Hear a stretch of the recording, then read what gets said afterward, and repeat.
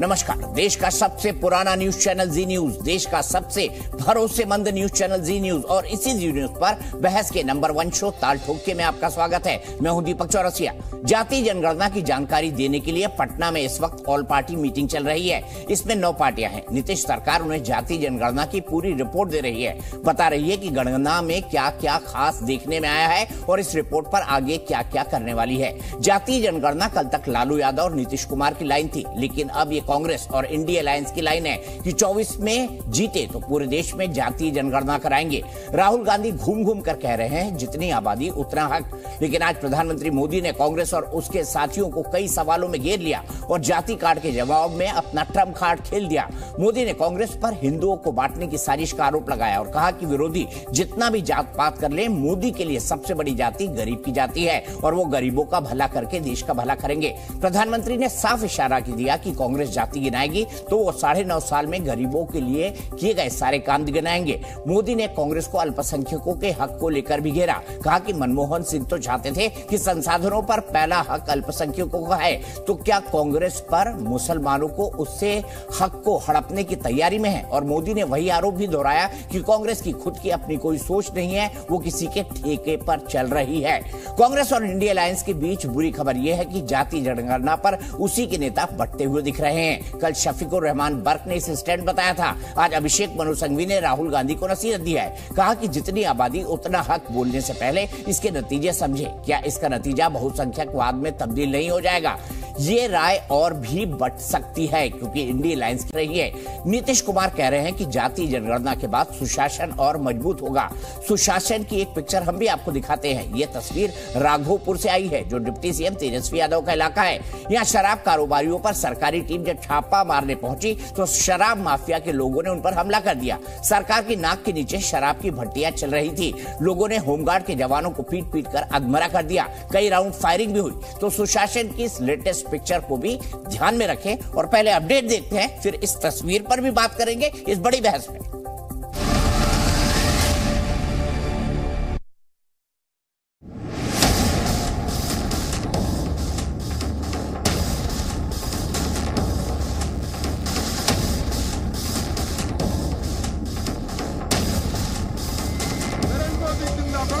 कांग्रेस किसी भी कीमत पर देश के हिंदुओं को बांटकर भारत को तबाह कर देना चाहती है। कांग्रेस गरीबों को बांटना चाहती है। नरेंद्र मोदी जी कास्ट सेंसस नहीं करवाएंगे। जैसे ही हमारी सरकार आएगी, पहला कदम कास्ट सेंसस होगा।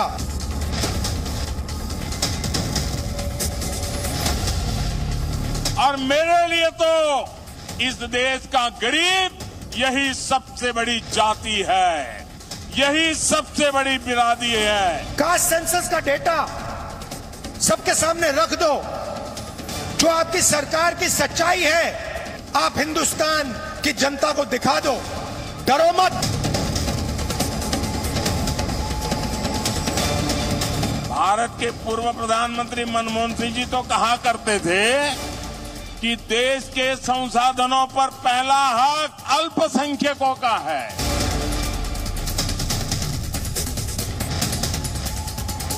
क्या अब अल्पसंख्यकों का हक कांग्रेस कम करना चाहती है क्या?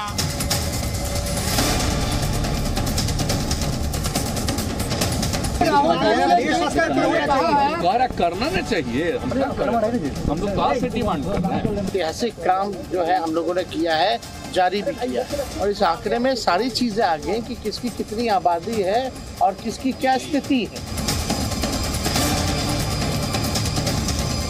सत्ता पर पकड़ कमजोर हो रही थी, सत्ता फिसलता जा रहा था और वैसी स्थिति में उन्होंने फिर से अपने आप को जीवित करने के एक विवादित विषय लेकर के, लेकिन बिहार की जनता उसे कतई स्वीकार नहीं करेगी। भारतीय जनता पार्टी दुष्प्रचार में विश्वास करती है। भारतीय जनता पार्टी का कायकी काम है भावना को भड़का के वोट लेना।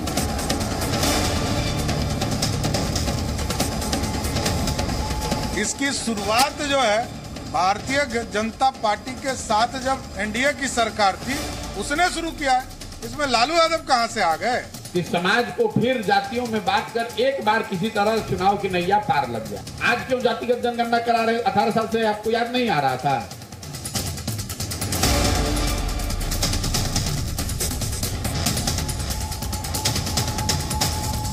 जिसने धर्म और जात के नाम पे देश को जलाने की कोशिश की, जिसकी नीतियों से आज देश में सांप्रदायिक आग लगी हुई, वो आदमी बोल रहा है।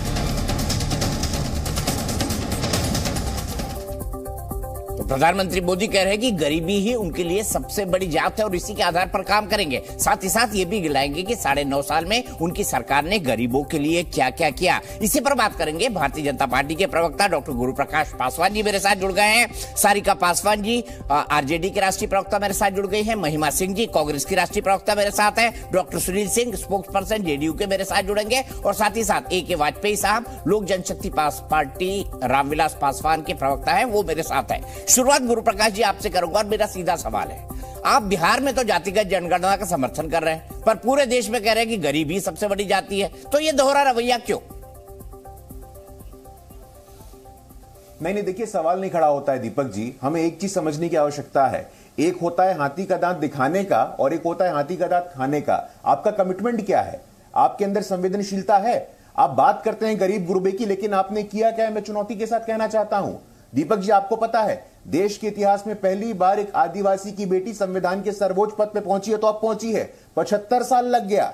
यही कांग्रेस के लोग थे ना, यही राष्ट्रीय जनता दल के लोग थे ना, विरोध किया था आदिवासी की बेटी को संविधान के सर्वोच्च स्थान पे पहुंचने में अवरोध पैदा किया था, देश को याद है। दीपक जी दूसरी बात, आज देश के इतिहास में इतना ताकतवर प्रधानमंत्री, इतना पराक्रमी प्रधानमंत्री किस समाज से आता है बताइए? तो ओबीसी समाज से आता है, अति पिछड़ा समाज से आता है, जो देश को 5वीं सबसे बड़ी अर्थशक्ति बनाता है, जो देश को चंद्रमा के गोलार्ध में पहुंचाने वाला पहला देश का वासी बनता है। आप बताइए ना मुझे, आज हमारे केंद्रीय मंत्री परिषद में 35% मंत्री ओबीसी से आते हैं। हमें किसी से कोई प्रमाण पत्र लेने की आवश्यकता नहीं है।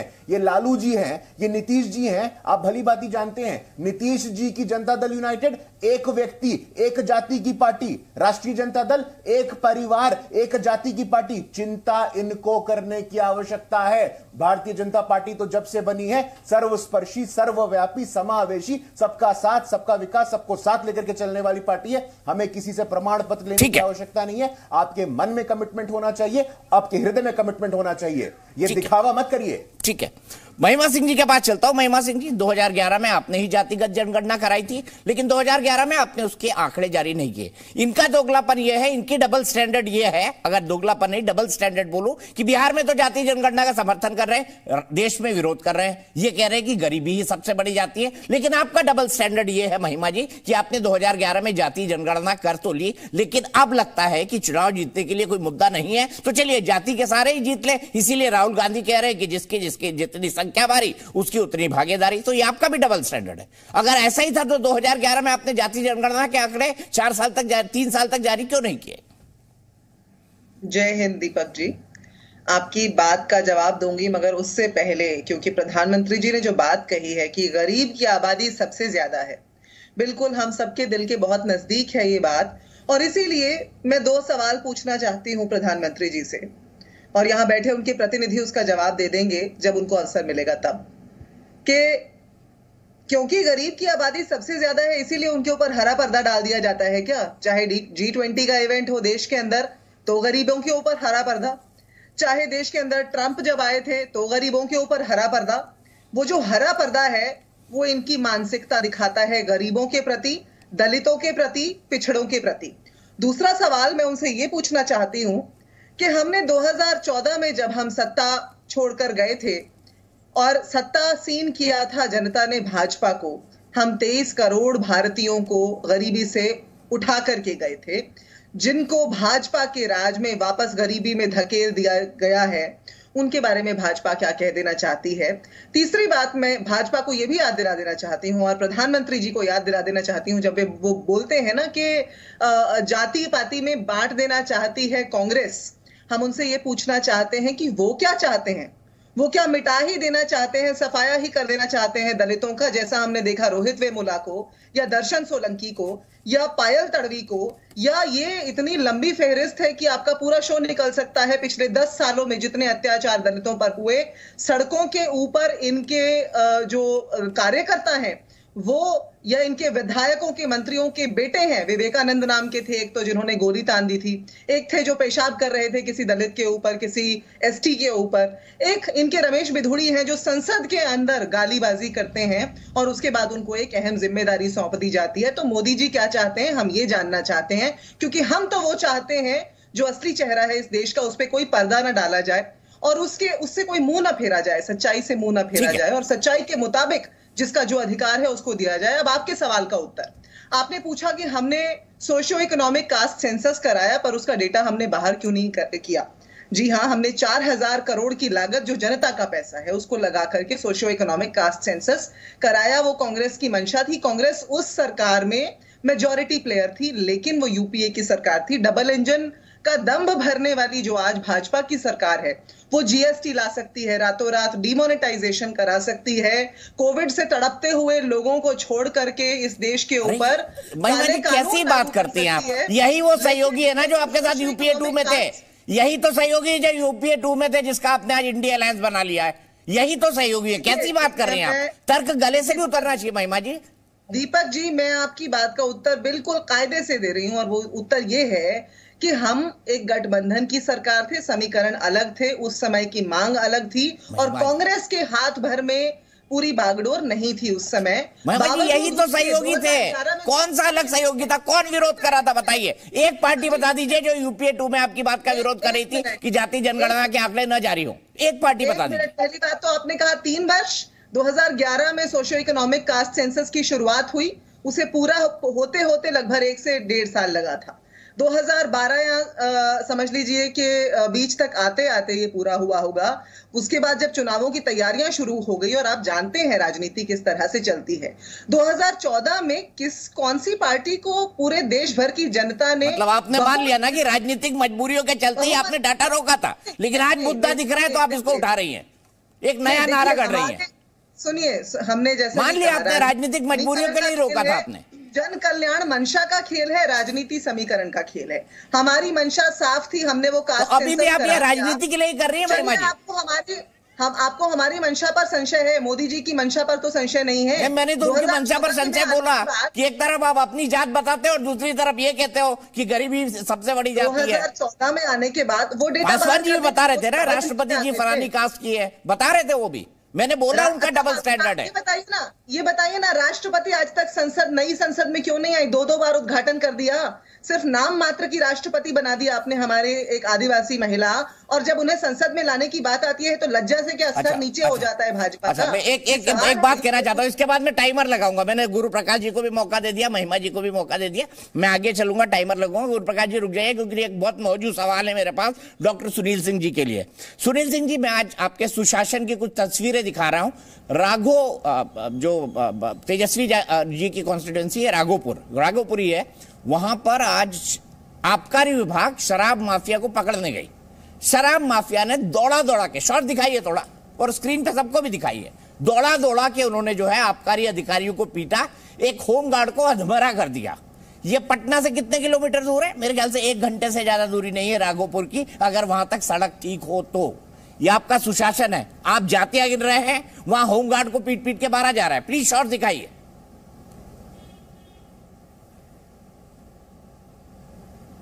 जवाब दीजिए सुनील सिंह जी। अब देखिए मैं तस्वीरें दिखा रहा हूं, ये शराब माफिया जो है मार रहे हैं दबा के आबकारी विभाग के लोगों को। एक होमगार्ड को पीट के अधमरा कर दिया, फायरिंग भी हुई। देखिए, और आप जाति सेंसस करा रहे हैं। देखिए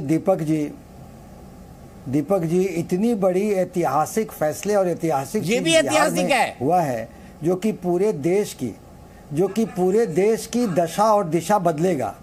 उतनी बड़ी चीज के सामने आप वहां के सुशासन पर प्रश्नवाचक चिन्ह करके जो पेंट करना चाहते हैं, मैं उसे सुशासन बिहार में है, सुशासन बिहार में है और लागू रहेगा।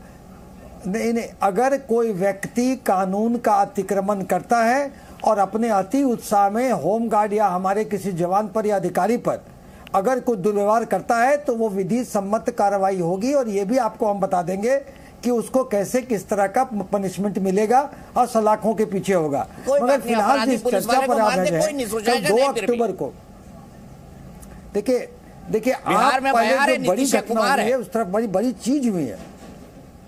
देखिए बिहार में बाहर तो है और बिहार लीडर हुआ, ये तो साबित हो गया जब जाति आधारित गणना का रिपोर्ट हमने पब्लिश किया और बिहार साबित हो गया है वहां पर।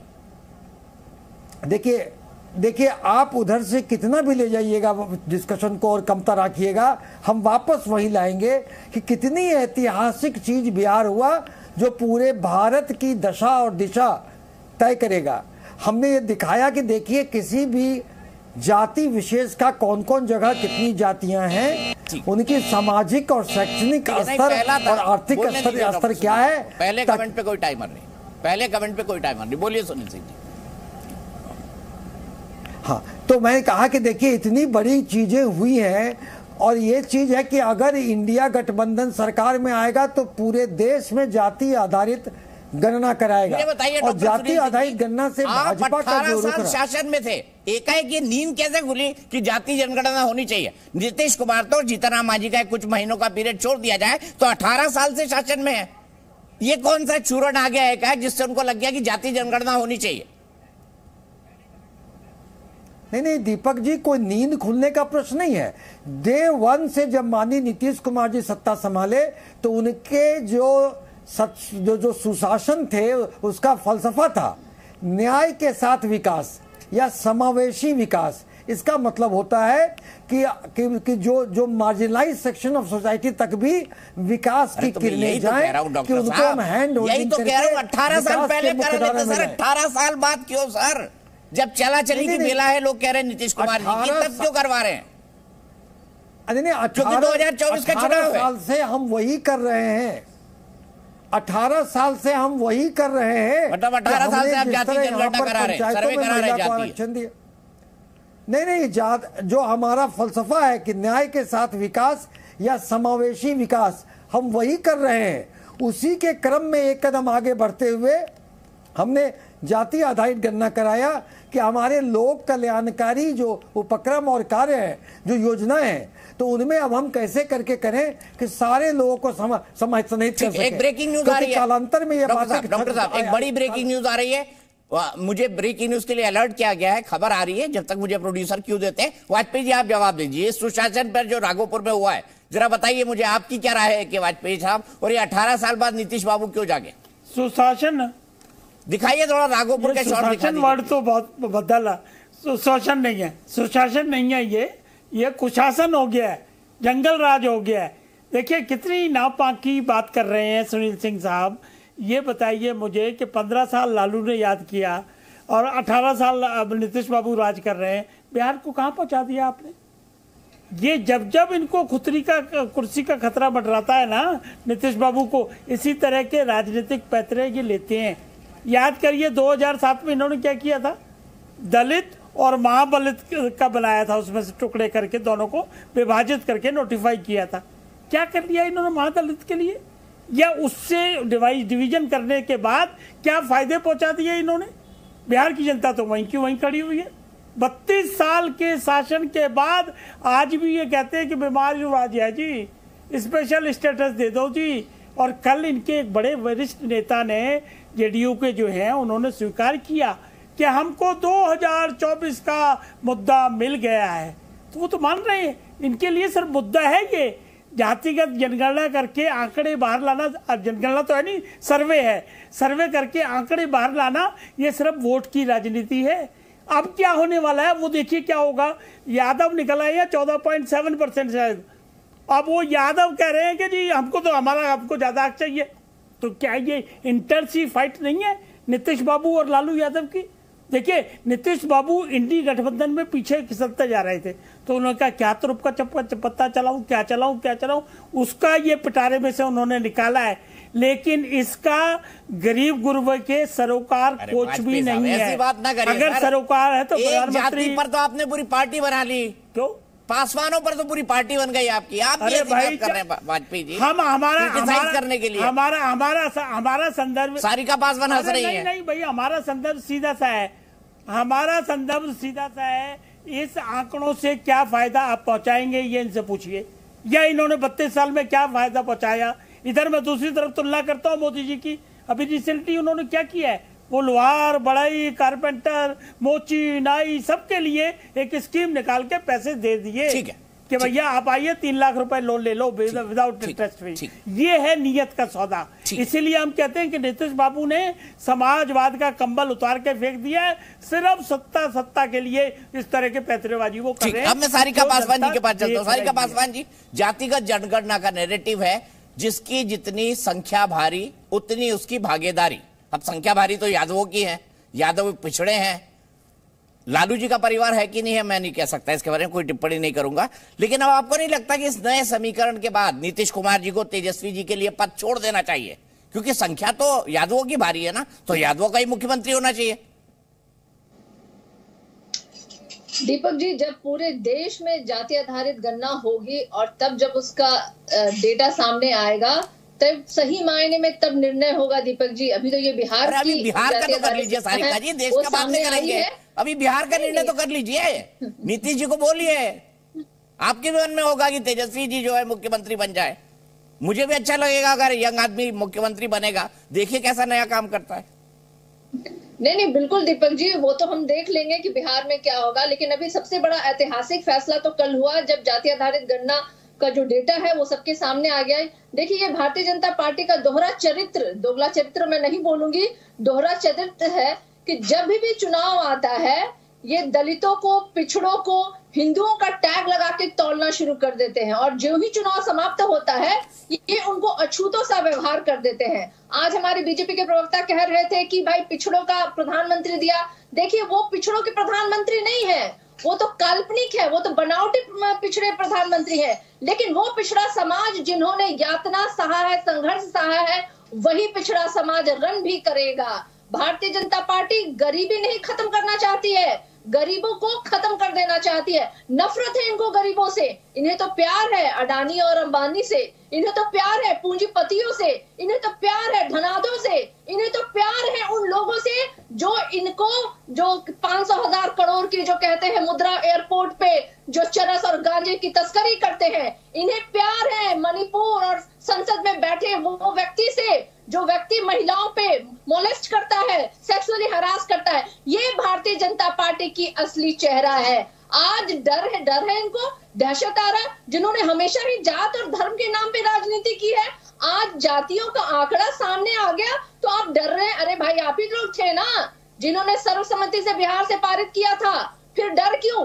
कीजिए ना, हिम्मत है तो पूरे देश में जाति आधारित गणना होनी चाहिए। पूरे देश में किन जातियों की क्या प्रतिशत है वो सामने आनी चाहिए। ठीक है, अब हम 90 सेकंड के टाइमर पर बात करेंगे और कोशिश करेंगे स्पेसिफिक सवाल, क्योंकि आजकल पार्टियां सवाल नहीं देती, अपनी बात कह के निकल जाती हैं, वो सवालों से थोड़ा बचती हैं। करेंगे, सीधे चलते हैं महिमा सिंह जी के पास। महिमा सिंह जी, प्रधानमंत्री जी ने बड़ी लकीर एक फिर से खींचने की कोशिश की है। 3 बातों पर उन्होंने आपको घेरा है और आपकी तरफ से भी एक टिप्पणी आई है। महिमा सिंह जी, आप सबके लिए 90 सेकंड, आप क्या कहेंगी अभिषेक मनु सिंघवी के तौर पर और तर्क पर, और जयराम रमेश जी ने जो डिफेंड करने की कोशिश की है उसको लेकर?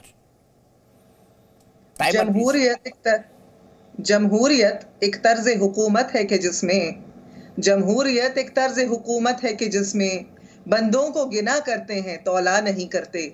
इस सरकार से एक ही सवाल देश का हर एक नागरिक बार बार पूछ रहा है, G20 के सदस्यों में से एकमात्र हम क्यों हैं जिसके अंदर 10 वर्ष से ज्यादा हो गए जनगणना नहीं हुई। जातिगत जनगणना तो छोड़िए, जो जनगणना 2021 में होनी थी वो आज तक नहीं हुई।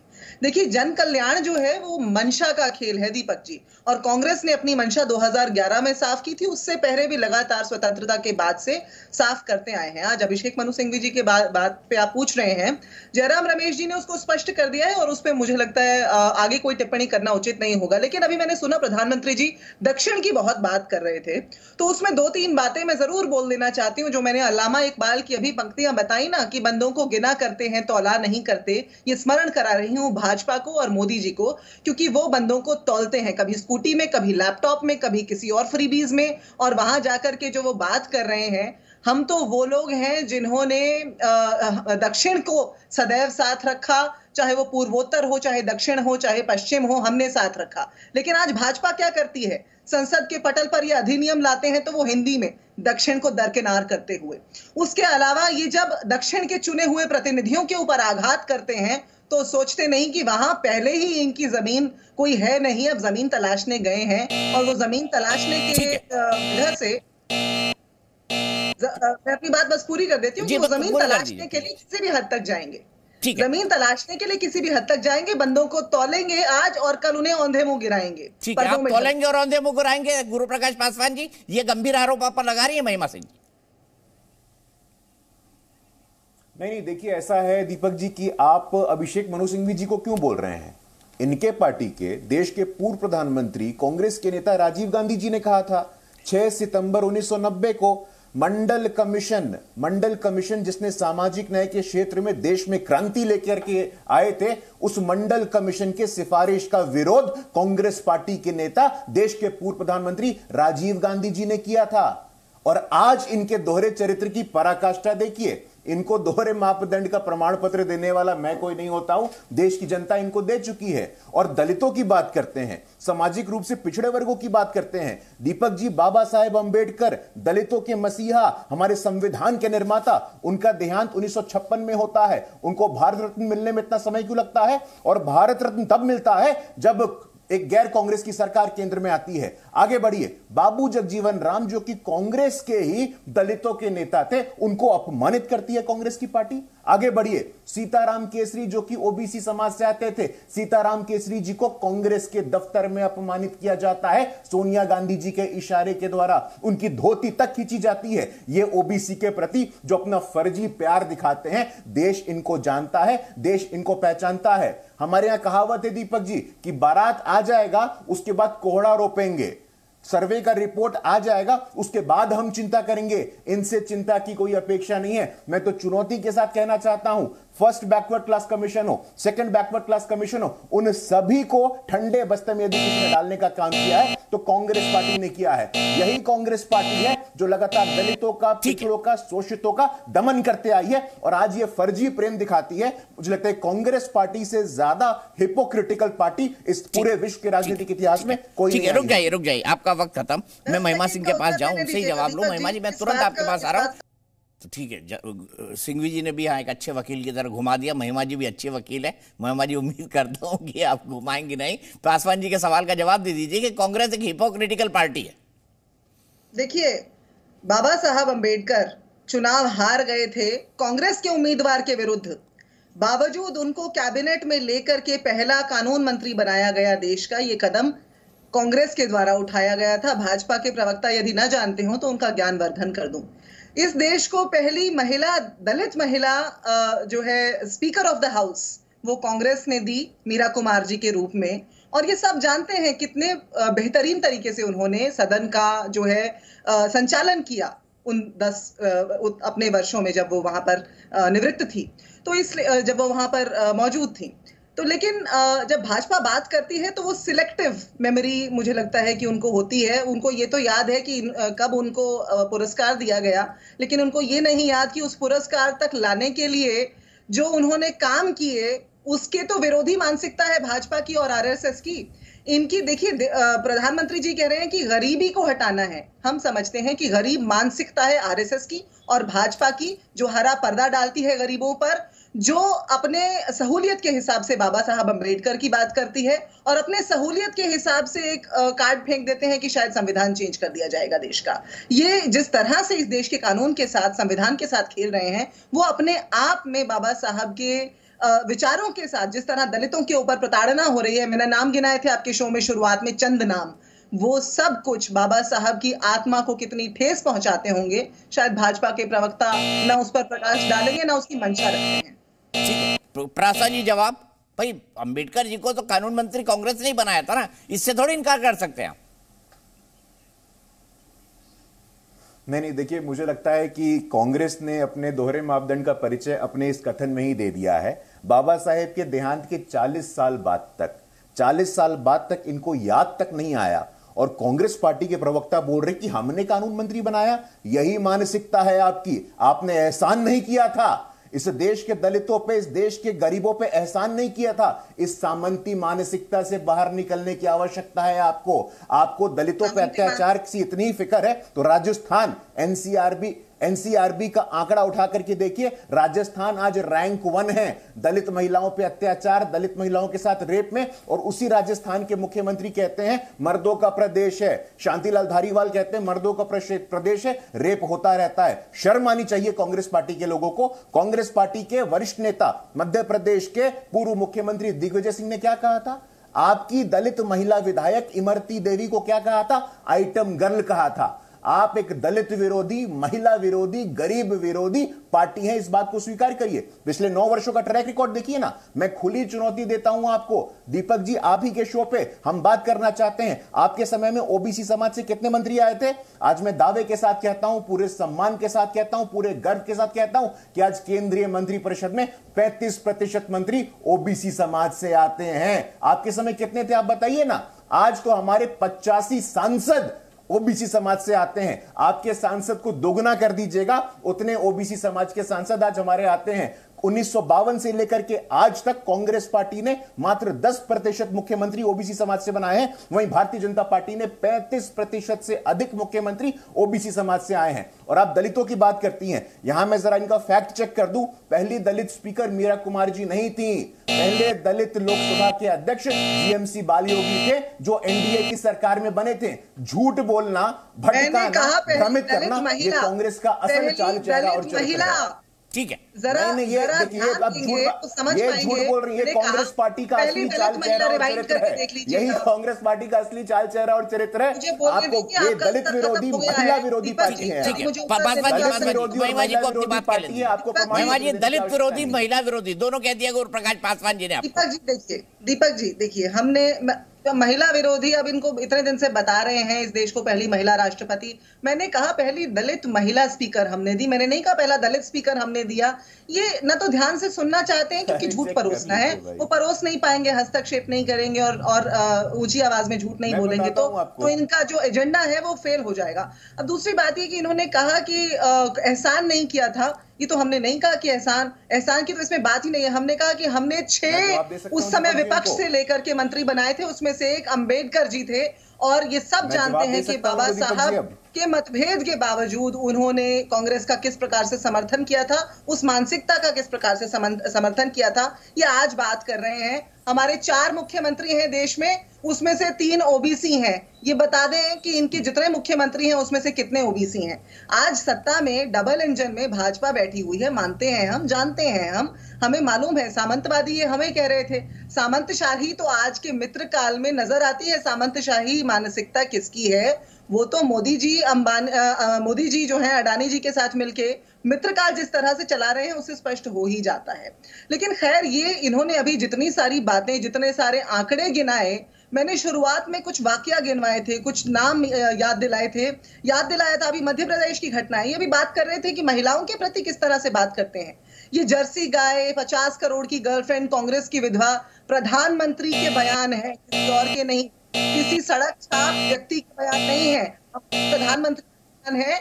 हमारा शर्म से सिर नीचे हो जाता है ये सोच करके कि हमारे प्रधानमंत्री किसी आम महिला के लिए नहीं, देश के एक वरिष्ठ नेता के लिए इस तरह की बातें करते हैं। तो फिर कौन से मुंह से भाजपा बात करती है महिला अधिकारों की, या कौन से मुंह से बात करती है दलित? मेरे पास आखिरी कमेंट का ही वक्त बचा है, तो गुरुप्रकाश जी आप जवाब देंगे और उसके बाद एक क्लोजिंग कमेंट में डॉक्टर सुनील सिंह जी का लूंगा, और अगर वक्त मिला तो वाजपेयी साहब। नहीं, देखिए, मुझे लगता है कि जब ये मित्रकाल की बात करती हैं तो इनको ये देख लेना चाहिए, इनका असल चेहरा, ये किसके मित्र हैं और ये किसके साथ हैं।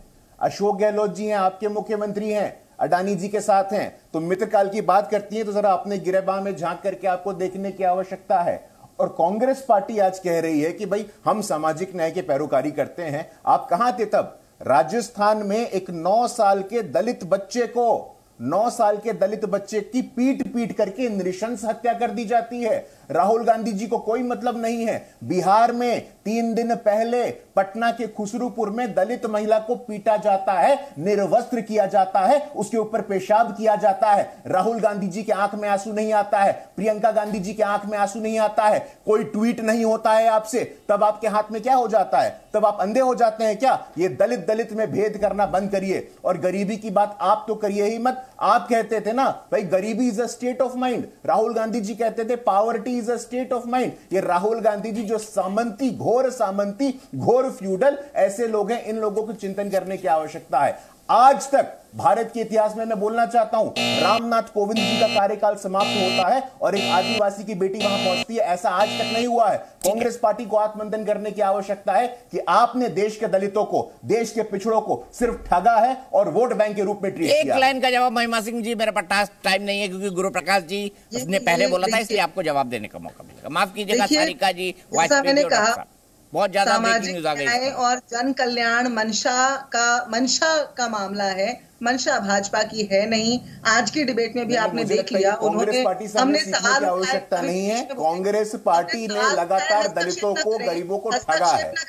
कांग्रेस पार्टी ने लगातार दलितों को, गरीबों को ठगा है। भाजपा के प्रवक्ता सच को सामने आने देना नहीं चाहते, अपनी ऊंची आवाज में और दलित में भेद करेंगे। जो हमने कह दिया बस वही दलित कोई और है, राजस्थान का दलित कोई और है, इस मानसिकता से काम नहीं चलने वाला। एक ही सवाल का जवाब दे दीजिए, जातिगत जनगणना कब करा रहे हैं इस देश में? बिहार का दलित और राजस्थान के सवाल का जवाब मत करिए, देश के हर नागरिक को, वो अमीर हो क्या आप भेद मत चर्चा करेंगे? दीपक जी अगर गुरुप्रकाश जी रुक जाइए ना, उनका वक्त था, प्लीज गुरुप्रकाश जी प्लीज। पता चल जाता है इनकी आतुरता, बौखलाहट जायज है, आज ये जायज है, ये मालूम है देश को। ये तो एक ही सवाल का जवाब दे दें बस पूरे देश को, जनगणना कब करा रहे हैं जो 2021 से ओवरड्यू हो गई है?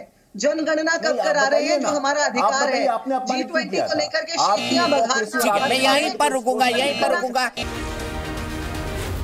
जी